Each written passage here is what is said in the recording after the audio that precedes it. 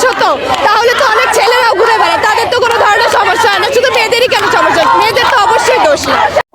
বোন, তুমি বললা না যে আমরা ছেলেরা যদি পারি তোমরা মেয়েরা কেন পারবা না?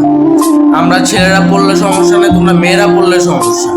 তুমি দেখো, তুমি হয়তো নিউজটা শুনছো যে গত কিছুদিনের ভিতরে প্রায় 80+ দর্শন হয়েছে।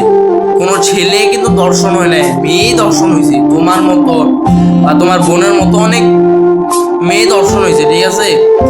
তো আমরা ছেলেরা যদি কোনো কিছু না পরে, কোনো পোশাক না পরে যদি রাস্তা দিয়ে হেঁটে যাই না, কেউ আমাদের দিকে তাকাবেও না। কিন্তু তুমি একটা শর্টস করে যাও, রিক্সাওয়ালা থেকে শুরু করে সবাই তাকাবে। তাকাবে তো ঠিক আছে, সমালোচনা করবে, অনেক বাজে ব্যাড সাউন্ড করবে, ঠিক আছে?